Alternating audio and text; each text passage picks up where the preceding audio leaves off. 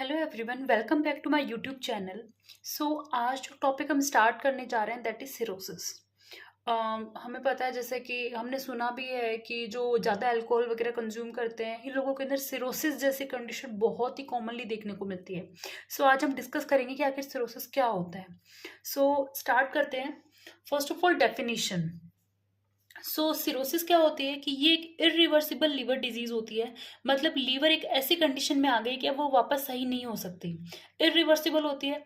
इसके अंदर क्या देखने को मिलता है, जो हिपेटिक मीन्स जो अपनी लीवर है उसके अंदर डिफ्यूज मत मीन्स पूरी लीवर के अंदर फाइब्रोसिस देखने को मिलता है। फाइब्रोसिस मतलब जो हार्डनिंग हो जाती है, वहां पे स्कार्स लाइक डेवलप हो जाते हैं। ठीक है, फाइब्रोसिस हो जाता है, जिसकी वजह से जो नॉर्मल लीवर की जो स्ट्रक्चर वगैरह होती है वो सब चेंज हो जाती है और अब नॉर्मल नोड्यूल्स वगैरह का फॉर्मेशन हो जाता है। ठीक है, जो लीवर है उसके अंदर नोड्यूल्स लाइक फॉर्म हो जाते हैं। यही हमारा सिरोसिस होता है। इसके अंदर फाइब्रोसिस और नोड्यूल फॉर्मेशन देखने को मिलता है सिरोसिस के अंदर।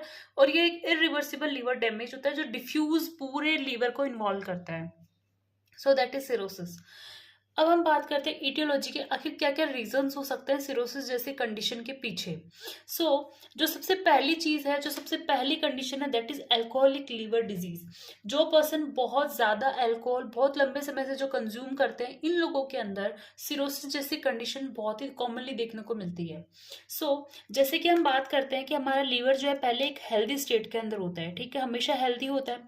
फिर पर्सन ने क्या स्टार्ट कर दिया, उसने अल्कोहल कंज्यूम करना जो है उस पर्सन ने स्टार्ट कर दिया। ठीक है, पर धीरे धीरे क्या होता है, अल्कोहल कंज्यूम करने के बाद में उसका लीवर जो होता है अल्कोहलिक फैटी लीवर के अंदर कन्वर्ट हो जाता है। इसके अंदर क्या होता है, अल्कोहलिक फैटी लीवर जो है इसके अंदर जो फैट का एक्यूमुलेशन स्टार्ट हो जाता है। धीरे धीरे लीवर जो है उसकी साइज बढ़ने लग जाती है, लीवर इलाज होने लग जाता है। और ये रिवर्सिबल भी होता है कि यहाँ तक अगर कंडीशन पहुंचे तो अपन इसको वापस सही भी कर सकते हैं, हेल्दी लीवर में इसको कन्वर्ट भी कर सकते हैं। इसके अंदर कोई सिम्टम्स वगैरह इस टाइम पे देखने को नहीं मिलता। मतलब पेशेंट शराब पी रहा है पर उसको कोई सिम्टम नहीं आएंगे, उसको पता ही नहीं चलेगा कि अंदर उसके लीवर के अंदर क्या पैथोलॉजी डेवलप हो रही है। ठीक है, अब वो फिर भी कंटिन्यू रखता है, अल्कोहल पीता जाता है तो फिर बाद में आगे जाके उसके लीवर में अल्कोहलिक हिपेटाइटिस देखने को मिलता है। अल्कोहलिक हिपेटाइटिस मींस अल्कोहल की वजह से अब उसके लीवर के अंदर क्या होता है, इन्फ्लामेशन स्टार्ट हो गया। ठीक है, इन्फ्लामेशन स्टार्ट हो गया अब उसके लीवर के अंदर इस अल्कोहल की वजह से। इस अल्कोहल इन्फ्लामेशन तो है ही, उसके साथ जो पेशेंट है उसके अंदर फीवर देखने को मिलेगा, बहुत थकावट रहेगी शरीर के अंदर, बिना बात के बुखार आएगा, साथ में कुछ पीलापन देखने को मिलेगा बॉडी में, मतलब जॉन्डिस जैसे सिम्टम्स देखने को मिलेंगे। उसके साथ साथ लीवर इनलार्ज भी होगा, साइज में बड़ा भी होगा और पेनफुल भी होगा, उसको दर्द होगा लीवर वाली जगह पे। ठीक है, उसके बाद में हम लास्ट स्टेज, इसके बाद में क्या डेवलप होगा, फिर भी पेशेंट ने कंटिन्यू रखा, अब सिरोसिस डेवलप हो जाएगा उस पेशेंट के अंदर। सिरोसिस के अंदर क्या होगा, स्कार्स टिश्यूज फाइब्रोसिस वगैरह डेवलप होंगे। ये जो है हेपेटाइटिस की एंड स्टेज होती है, इन्फ्लेमेशन की एंड स्टेज होती है। और इसके बाद में आप लीवर जो है उसको वापस सही नहीं कर सकते, लीवर एक यहाँ पे एक इरिवर्सिबल कंडीशन के अंदर आ जाता है। और अब धीरे धीरे लीवर जो श्रिंक होने लग जाता है, मतलब लीवर की साइज जो यहाँ पे बड़ी हो रही थी वो लीवर की साइज धीरे धीरे कम होने लग जाती है। ठीक है, ये अल्कोहलिक लीवर डिजीज मैंने थोड़ा एक्सप्लेन करने की कोशिश की है। उसी के साथ में जो है non alcoholic fatty liver disease भी थोड़ा एक्सप्लेन करती हूँ कि पेशेंट शराब नहीं पी रहा फिर भी आखिर क्यों। इसके अंदर क्या होता है कि पहले लीवर, मान लो यहीं से स्टार्ट करते हैं, हेल्दी कंडीशन के अंदर लीवर था। ठीक है, धीरे धीरे लीवर के अंदर क्या होता है, non alcoholic fatty liver means NAFLD जो है non alcoholic fatty liver disease जो है वो पेशेंट के अंदर डेवलप हुई। इसके अंदर जो है कुछ बेनाइन कंडीशंस होती हैं, बेनाइन डेवलपमेंट होता है और इसके अंदर लीवर में डैमेज अभी तक स्टार्ट नहीं होता, कुछ बेनाइन फॉर्मेशन ही होता है। ठीक है, उसके बाद में आगे जाके इसके अंदर नैश का फॉर्मेशन मींस नॉन अल्कोहलिक स्टेटोहिपेटाइटिस। इसके अंदर क्या होता है, ये जो non alcoholic fatty liver disease इसी की सीवियर फॉर्म होती है नैश नॉन अल्कोहलिक स्टेटोहिपेटाइटिस। इसके अंदर क्या होता है, इसके अंदर लीवर के अंदर इन्फ्लामेशन देखने को मिल जाता है, इन्फ्लामेशन स्टार्ट होता है, धीरे धीरे फाइब्रोसिस स्टार्ट होने लग जाती है और इसकी और सीवियर फॉर्म आगे जाके क्या होगी, सिरोसिस मीन्स इरिवर्सिबल कंडीशन में लीवर आ चुकी है। अब वो उसके अंदर स्कार्स बन गए हैं, हार्डनिंग हो गई है, नोडुल्स का फॉर्मेशन होने लगा है। ठीक है, सो ये हमारे अल्कोहलिक और non alcoholic fatty liver disease है। उसके साथ थर्ड जो है क्रोनिक वायरल हेपेटाइटिस, पर्सन जो है हेपेटाइटिस बी और सी से बहुत लंबे समय से सफ़र कर रहा है, तो उसके अंदर भी सिरोसिस जैसी कंडीशन हो सकती है।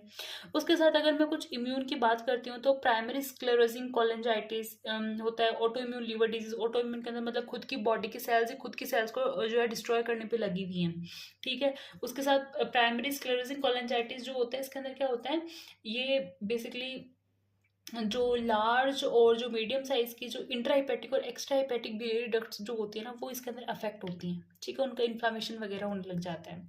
बिलियरी की बात करूँ तो प्राइमरी बिलियरी सिरोसिस, इसके अंदर क्या होता है, जो स्मॉल इंट्राहिपेटिक बाइल डक्ट्स जो होती हैं वो इसके अंदर अफेक्ट होती हैं। सिस्टिक फाइब्रोसिस जैसे कंडीशन, मतलब जो एक्स्ट्रा मतलब बहुत ज़्यादा म्यूकस की ग्रोथ हो जाती है जो डक्ट्स वगैरह है उसके अंदर। जेनेटिक की अगर बात करूँ तो हीमोक्रोमेटोसिस होता है, मतलब बॉडी के अंदर जो आयरन का एब्जॉर्प्शन, जो बहुत ज़्यादा आयरन बॉडी के अंदर एक्यूमुलेट होने लग जाता है। और विल्सन्स डिजीज में कॉपर जो है ना, वो बॉडी बहुत ज़्यादा कॉपर रिटेन करने लग जाती है खुद के अंदर, उसकी वजह से लीवर जो आगे लीवर की पैथोलॉजीज वगैरह डेवलप होती है, लीवर अफेक्ट होता है। और अगर कंटिन्यूसली ये चीज़ चलती रहती है तो आगे जाके सिरोसिस जैसी कंडीशन डेवलप हो सकती है। उसके साथ alpha one antitrypsin deficiency. Alpha one antitrypsin क्या होता है, ये जो लीवर जो है ना उसको प्रोटेक्ट करने का काम करता है, बट अगर इसी की डेफिशिएंसी होगी तो लीवर जो है डैमेज होने लग जाएगा, ठीक है। सो ये कुछ ईटियोलॉजीज थी, आई होप आपको समझ में आएंगी। टोटल 6 है: alcoholic liver disease, non alcoholic fatty liver disease, chronic viral hepatitis, immune condition, biliary condition और जेनेटिक। सो ये हमारी टोटल 6 इटियोलॉजीज हो गई और साथ में डेफिनेशन मैंने आपको एक्सप्लेन कर दी। अब हम बात करते हैं पैथोफिजियोलॉजी के बारे में, क्योंकि अगर हमको पैथोफिजियोलॉजी नहीं पता होगा कि नॉर्मली आखिर कैसे ये बीमारी स्टार्ट होती है और कहाँ तक जाती है, तो हम आगे की चीज़ समझना थोड़ा मुश्किल होता है। सो हम बात करते हैं पैथोफिजियोलॉजी के बारे में। सो थोड़ा सा मैं एक बार जो मैंने ये डायग्राम बनाया इसका थोड़ा मैं समझा देती हूँ कि ये जो है ये हमारी क्या है, ये सेल्स हिपेटोसाइट सेल्स हैं, ठीक है। ये हिपेटोसाइट्स है, कॉलम्स जो बने हुए हैं हिपेटोसाइट्स हैं। इनके बीच में क्या होता है, इनके बीच में साइनोसॉइड्स होते हैं। साइनोसॉइड्स के अंदर क्या होता है, यहाँ पे मतलब नीचे बीच में क्या ब्लड वेसल्स वगैरह हैं, ठीक है। अब इनके अंदर क्या होता है, इनके अंदर कुफर सेल्स प्रेजेंट होती हैं, कुफर सेल्स प्रेजेंट होती हैं। और ये जो जैसे साइनोसॉइड, इतना साइनोसॉइड है, साइनोसॉइड, ठीक है। इसके अंदर क्या होता है, इसके इधर और इस साइड में कोई जो स्पेस दिख रहा है ना, इसको हम कहते हैं space of disc. Space of disc कहा जाता है। और स्पेस ऑफ डिस्क के अंदर स्टिलेट सेल्स प्रेजेंट होती हैं। अंदर की तरफ ये लिम्फोसाइट्स वगैरह हो गई, मैक्रोफेजेस वगैरह हो गए, और ये कुफर सेल्स वगैरह हो गई, ये सब अंदर की साइड प्रेजेंट होंगी। और बाहर की साइड इस स्पेस ऑफ डिस्क है, इसके अंदर स्टिलेट सेल्स प्रेजेंट होती हैं। अब मैं थोड़ा एक्सप्लेन करती हूँ। जैसे लीवर इंजरी होती है, तो जैसे लीवर की कोई भी इंजरी होगी तो वहाँ पे क्या होता है, अपनी जो कुफर सेल्स जो होती हैं एंड जो हिपेटोसाइट्स हैं, कुफर सेल्स एंड हिपेटोसाइट्स, वो क्या करती हैं, वो कुछ साइटोकाइंस रिलीज करेंगी, क्योंकि ऑब्वियसली लीवर डैमेज हो रही है, लीवर की सेल्स डैमेज हो रही है, तो ये डैमेज हो रही हैं। जैसे ये डैमेज होती हैं तो ये कुछ साइटोकाइंस को रिलीज करती हैं, ठीक है। और ये साइटोकाइंस यहाँ से रिलीज होंगे, यहाँ से साइटोकाइंस रिलीज होंगे, और ये जाके ये जो स्टिलेट सेल्स है, जो स्टार शेप्ड सेल होती है, दैट इज स्टिलेट सेल, इसको क्या करती हैं, इसको एक्टिवेट करती हैं। मतलब लीवर इंजरी की वजह से क्या एक्टिवेट हुई, हमारी स्टिलेट सेल्स एक्टिवेट हो जाती हैं, ठीक है। अब क्या करती हैं, ये स्टिलेट सेल्स एक्टिवेट होके क्या करती हैं, ये मायोफाइब्रोब्लास्ट लाइक सेल्स में कन्वर्ट हो जाती है, ट्रांसफॉर्म हो जाती हैं। पहले स्टार शेप्ड सेल थी, अब ये मायोफाइब्रोब्लास्ट लाइक सेल्स के अंदर ट्रांसफॉर्म हो जाती है, ठीक है। जैसे ही मायोफाइब्रोब्लास्ट लाइक सेल्स में ट्रांसफॉर्म होंगी तो 3 चीज़ों का प्रोडक्शन करेंगी, क्या क्या। सबसे पहले कोलेजन फाइबर्स बनाएंगी, कोलेजन फाइबर्स को प्रोड्यूस करेंगी। प्रो इन्फ्लामेटरी साइटोकाइंस बनाएंगी, मीन्स इन्फ्लामेशन से पहले के प्रो इन्फ्लामेटरी साइटोकाइंस। और साथ में कुछ अदर मीडिएटर्स का भी प्रोडक्शन करती हैं, जो कि लीवर डैमेज और फाइब्रोसिस में हेल्प करते हैं। तो कोलेजन फाइबर है, कुछ अदर मीडिएटर्स बन गए, इन्फ्लामेशन की कंडीशन स्टार्ट होने वाली है, मीन्स यहाँ पे फाइब्रोसिस स्टार्ट हो जाती है। इन्फ्लामेशन स्टार्ट होती है, देन फाइब्रोसिस स्टार्ट होती है, और एट लास्ट सिरोसिस जैसी कंडीशन डेवलप होती है। आई होप आपको समझ में आया होगा। मैं एक बार थोड़ा सा वापस रिवीजन करवा देती हूँ कि लीवर की इंजरी की वजह से जो कुफर सेल्स है और हिपेटोसाइट्स, इन्होंने कुछ साइटोकाइंस का प्रोडक्शन किया। इन साइटोकाइंस ने स्टिलेट सेल्स को एक्टिवेट किया। स्टिलेट सेल्स एक्टिवेट होने के बाद में मायोफाइब्रोब्लास्ट लाइक सेल्स के अंदर कन्वर्ट हो जाती हैं, ट्रांसफॉर्म हो जाती हैं, और 3 प्रकार की चीज़ों का प्रोडक्शन करती हैं, that is collagen, pro inflammatory cytokine और other mediators that can cause liver damage and fibrosis. अब ये तीनों मिलके इन्फ्लामेशन वगैरह करेंगे, फाइब्रोसिस करवाएंगे, और then at last cirrhosis will be seen. Okay. अब हम बात करते हैं फिर क्लिनिकल फीचर्स के बारे में। सो क्लिनिकल फीचर की बात करें तो जैसे कि मैंने बोला कि जैसे अल्कोहलिक लीवर डिजीज थी, उसके अंदर भी पहले अपन को अल्कोहलिक फैटी लीवर देखने को मिल रहा था, उसमें कोई प्रकार की पैथोलॉजीज मतलब कोई सिम्टम साइन आ ही नहीं रहे थे। उसी तरीके से जो non alcoholic fatty liver disease है उसमें भी स्टार्टिंग में कोई सिम्टम्स वगैरह नहीं आए। तो इस तरीके से बहुत सालों तक कोई सिम्टम्स देखने को नहीं मिलते, means it is asymptomatic for many years. ठीक है। उसके बाद में कुछ कुछ थोड़े थोड़े सिम्टम्स आने लगते हैं, जैसे कि जनरल सिम्टम्स प्रोड्यूस होते हैं।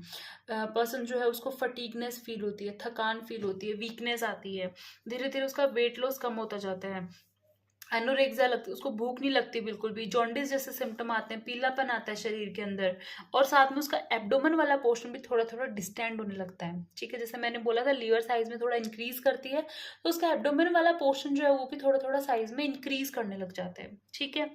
उसके बाद में अगर ये चीज़ और कंटिन्यूसली चलती रहती है आगे जाके क्या देखने को मिलेगा, स्पाइडर नवाई देखने को मिलती है। स्पाइडर नवाई क्या होती है, रेड स्पॉट होगा बीच के अंदर और साथ में ऐसे इस टाइप से ब्लड वेसल्स देखने को मिलेंगे, इसको अपन स्पाइडर नवाई कहते हैं। ठीक है। साथ में पामर इरिथमा मीन्स हाथ वगैरह जो होते हैं एकदम रेड देखने को मिलेंगे। क्लबिंग देखने को मिलेगी नेल्स के अंदर, जो नेल्स जो होते हैं ना, जैसे ये नेल है, ये थोड़ा क्या होता है उसमें ऐसे उभार आ जाता है। ठीक है।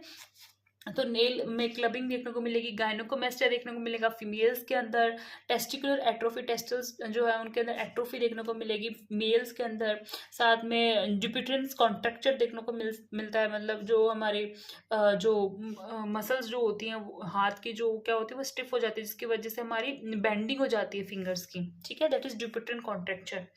उसके साथ साथ पोर्टल हाइपरटेंशन अगर यहाँ पे देखने को मिलेगा तो उसमें स्प्लीनोमेगाली देखने को मिलेगा, स्प्लीन साइज में इंलार्ज हो जाएगा। Ascites means abnormal accumulation of fluid in the peritoneal cavity. Oesophageal varices देखने को मिलते हैं, कैपेट मेड्यूसे देखने को मिलते हैं, मतलब जो हमारे एब्डोमेन वाला पोर्शन है उसमें बहुत ही ज्यादा प्रोमिनेंट वेन्स वगैरह ये सब देखने को मिलेंगे हमको। ठीक है। उसके साथ हम अल्कोहलिक लीवर डिजीज, अगर बहुत समय से पर्सन दारू पीता जा रहा है तो हिपेटोमेगली बहुत कॉमनली देखने को मिलती है पेशेंट के अंदर। हमने पहले भी डिस्कस किया था, मैंने आपको बताया था कि लीवर जो है साइज में इंक्रीज होता है, एंड देन सिरोसिस के अंदर लीवर साइज में थोड़ा डिक्रीज हो जाता है बाद में।